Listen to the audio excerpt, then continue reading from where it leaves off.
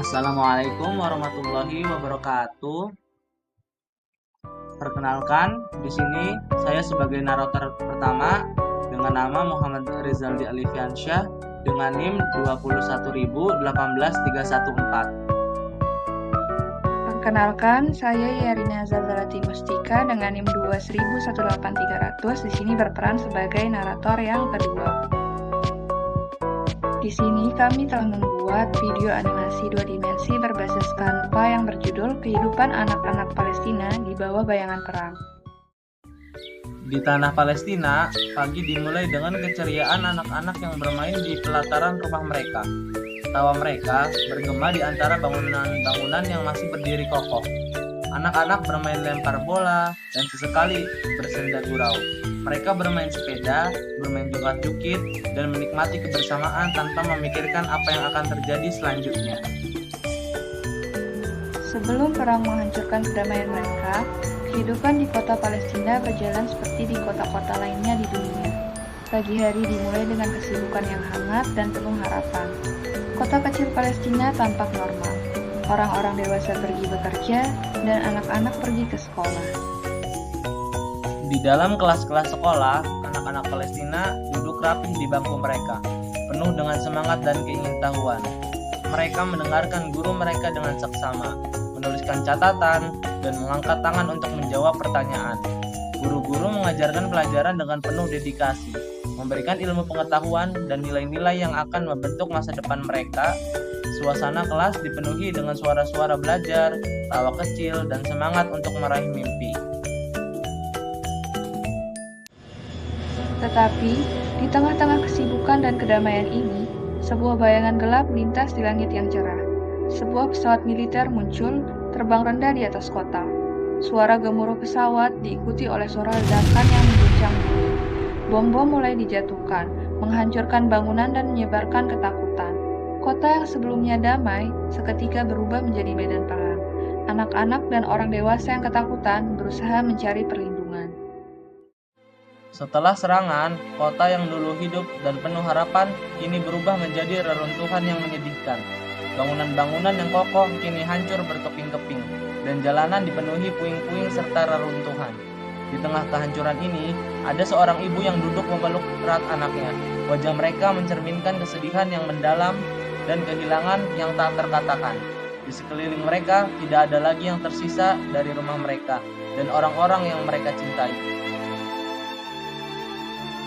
Suara sirine ambulans menggema di udara, menambah kesan darurat dan kepanikan. Ambulans melintas di jalanan yang penuh puing, berusaha mencapai korban yang terluka dan memberikan pertolongan pertama. Di antara reruntuhan, seorang ayah duduk memeluk erat anak perempuannya yang menangis. Wajah sang ayah mencerminkan keputusasaan yang mendalam, sementara air mata anak perempuannya mengalir tanpa henti, mencerminkan ketakutan dan kebingungan. Setelah kehilangan rumah mereka, banyak warga yang kini tinggal di kamp pengungsian yang penuh sesak. Tenda-tenda darurat didirikan di tanah lapang, menyediakan tempat tinggal sementara bagi mereka yang selamat. Di tenda-tenda pengungsian, banyak yang mulai jatuh sakit. Kekurangan makanan dan air bersih memperburuk kondisi kesehatan mereka. Petugas medis berusaha keras memberikan perawatan, tetapi sumber daya yang terbatas membuat tugas mereka semakin sulit. Seketika, suasana berubah. Warga yang melihat ke langit dengan wajah penuh harapan dan kelegaan bergegas menuju tempat palet bantuan mendarat. Parasut-parasut membawa palet-palet makanan mendarat di tengah-tengah camp. Ketika palet-palet dibuka, mereka menemukan makanan, air bersih, dan kebutuhan lainnya. Wajah-wajah yang sebelumnya penuh kelelahan dan keputusasaan kini berubah menjadi penuh rasa syukur. Bantuan ini adalah penyelamat bagi mereka yang telah lama menderita. Petugas distribusi bekerja tanpa henti, memastikan semua warga mendapatkan bantuan yang mereka butuhkan. Solidaritas dan kebersamaan semakin kuat, dengan warga yang saling berbagi dan membantu satu sama lain. Suasana kamp pengungsian berubah. Kini, di tengah kesulitan, ada secercah harapan dan kelegaan. Bantuan dari Indonesia tidak hanya memberikan makanan dan kebutuhan, tetapi juga menghidupkan kembali semangat dan harapan mereka. Di antara tenda-tenda darurat, terdapat tenda yang dijadikan tempat belajar bagi anak-anak. Meskipun fasilitas terbatas, semangat belajar mereka tetap menyala. Anak-anak Palestina duduk di tikar, memperhatikan guru dengan seksama. Dengan buku dan alat tulis yang terbatas, mereka menuliskan catatan dan mengangkat tangan untuk menjawab pertanyaan. Suasana kelas dipenuhi dengan semangat dan keingintahuan yang tinggi. Dalam keseharian mereka, anak-anak ini terus mencari kebahagiaan dan pengetahuan. Meskipun di bawah bayangan perang, mereka belajar di tenda pengungsian, bermain dengan alat seadanya, dan tetap memupuk impian untuk masa depan yang lebih baik.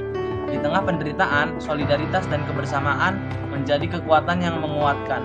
Warga saling membantu, berbagi apa yang mereka miliki, dan bersama-sama menghadapi tantangan hidup. Bantuan yang datang dari berbagai pihak, termasuk dari Indonesia, membawa harapan baru dan memberikan mereka kekuatan untuk bertahan. Kehancuran yang ditinggalkan oleh perang tidak memadamkan semangat mereka. Sebaliknya, mereka berusaha untuk bangkit dan membangun kembali kehidupan mereka. Dengan setiap langkah kecil, mereka bergerak menuju masa depan yang penuh harapan. Kisah ini adalah pengingat bagi kita semua bahwa di tengah-tengah kegelapan selalu ada cahaya harapan. Dengan dukungan dan solidaritas, kita bisa membantu mereka mewujudkan mimpi-mimpi mereka. Mari bersama-sama menciptakan dunia di mana setiap anak bisa hidup dalam kedamaian dan meraih masa depan yang cerah. Cukup sekian video animasi 2 dimensi dengan menggunakan Canva yang menceritakan tentang kehidupan anak-anak Palestina di bawah bayangan perang. Syukron.